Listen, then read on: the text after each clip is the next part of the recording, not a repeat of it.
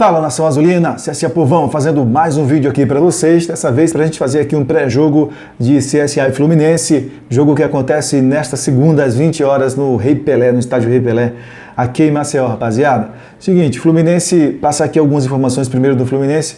O Fluminense está com 35 pontos, né? Nos últimos 5 jogos foram 2 derrotas, 1 vitória e 2 empates. O último jogo deles foi justamente um empate contra o Atlético Mineiro, lá no Maracanã. Assisti aquele jogo, o Atlético no segundo tempo dominou a partida, teve condições até de virar o jogo, né? Teve um pênalti antes para o Atlético, o juiz não marcou. Enfim, o Fluminense mostra-se um time frágil defensivamente, leva realmente pressão dos adversários, né? Teve um jogo que eles fizeram que foi realmente muito bom, foi contra o São Paulo, mas no decorrer dos jogos o Fluminense tem sofrido bastante, diferentemente da época do Diniz. Coincidentemente, quem ocasionou a demissão do Diniz foi a derrota que o Fluminense sofreu do CSA lá no Maracanã.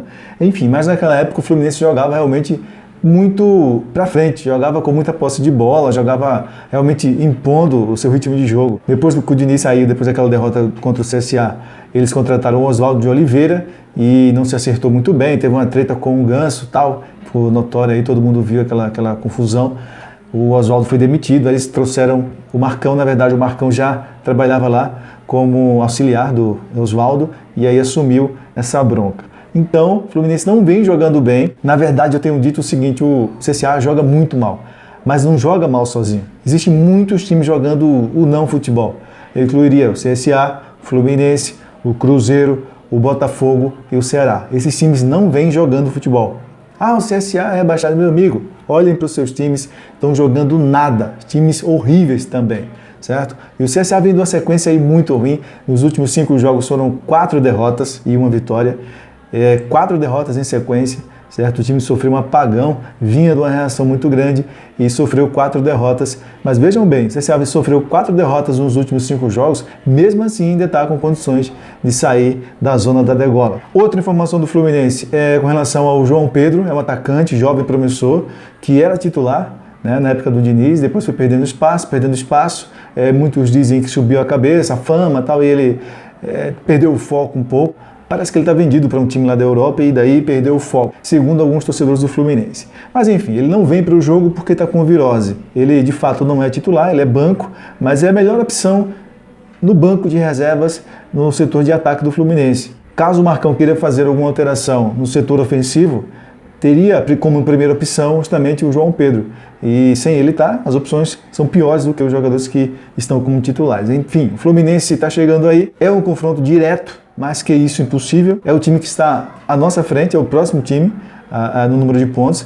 E a gente tem esse jogo como fundamental, como um primordial nas nossas pretensões de se salvar ainda do campeonato. Uma vitória do CSA nesse jogo faz com que o CSA respire para ir para o jogo contra o Cruzeiro, jogo de vida ou morte. Eu até postei no Instagram ontem, né, ontem à noite, assim que o Cruzeiro perdeu aquele jogo, foi goleado para o Santos na Vila Belmiro. Era um placar de vitória do Santos provável, mas o Cruzeiro foi goleado, foi humilhado ontem lá na Vila Belmiro, assistiu o jogo. O que acontece é o seguinte, vejam bem, o que é que acontece?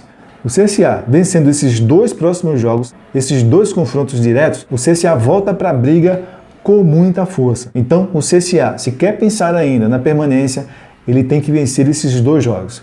Um em casa, nessa segunda contra o Fluminense, e contra o Cruzeiro lá em Minas Gerais, certo? Porque o CSA ainda tem sim condições, depende única e exclusivamente de si próprio para sair dessa zona do rebaixamento, rapaziada. Enfim, informações agora do CSA. Uma informação que eu não passei aqui ainda, mas já aconteceu uns 2 dias atrás, o Alexandro fraturou a tíbia, né, a canela da perna, para ser mais claro aqui, e não joga mais esse ano. Ele seria uma opção realmente ali nas bolas aéreas, mas enfim, não joga mais, além dos 3 jogadores dispensados, Carlinhos, Celcinho e Didira.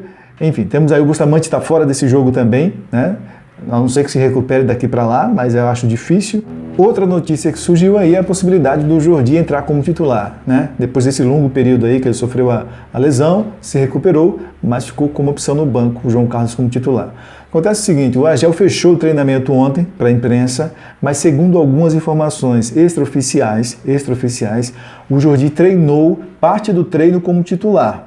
parte, segunda informação que eu obtive, foi o João Carlos e outra parte foi o Jordi, certo? O Agel, lógico, não divulgou o time titular, mas por ele ter utilizado o Jordi como em parte do treinamento, existe sim a possibilidade do Jordi ir como titular nesse jogo.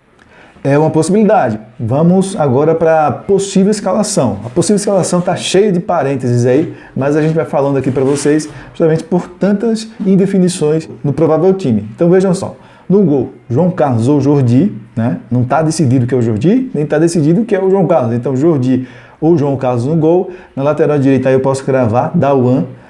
Dupla de zaga, Alan Costa e Luciano Castan. E na lateral esquerda, outra dúvida, Euler ou Rafinha. Né? Euler ou Rafinha. Ali dos dois volantes, aí já é certo, posso cravar aqui para vocês, João Vitor e Jean Kleber. Ali na armação das jogadas, o Jonathan Gomes, posso gravar também aqui para vocês. O Apodi vai de ponta esquerda. Aí já vem outra dúvida, Safira ou Varley na ponta direita. O Safira treinou em algumas oportunidades, mas o Varley também. E daí tem a dúvida, Safira ou Varley na ponta direita. E na frente, cravado, posso gravar aqui o Ricardo Bueno. Então há várias possibilidades aí. O Agel disse que ia mexer muito no time. O Agel falou que ia mexer muito no time em uma entrevista que ele deu aí recentemente. Jogo decisivo mais que esse, impossível. Né? Se você perder esse jogo amanhã, pode dar a Deus as chances de permanecer na elite do futebol. Mas ganhando amanhã, tem um jogo contra o Cruzeiro lá em Belo Horizonte, que sim, dá condições do CSA ganhar lá, porque todos esses times estão jogando o não futebol, incluindo o CSA, obviamente. Então houve um chacoalhar aí no elenco, né? Chacoalhou o elenco, mexeu na estrutura do time, com as dispensas, com as contusões, o jogador voltando. Então, velho, o que eu posso pedir aqui para a Nação Azulina é encher o estádio amanhã, lotar as dependências do Rei Pelé e empurrar o CSA até o último minuto. É isso que a gente pode pedir para a torcida e não adianta nem pedir, porque eu tenho certeza que o estádio vai estar cheio amanhã. E sim, assim, grandes possibilidades do CSA permanecer ainda na Série A. Depende única e exclusivamente dele, certo?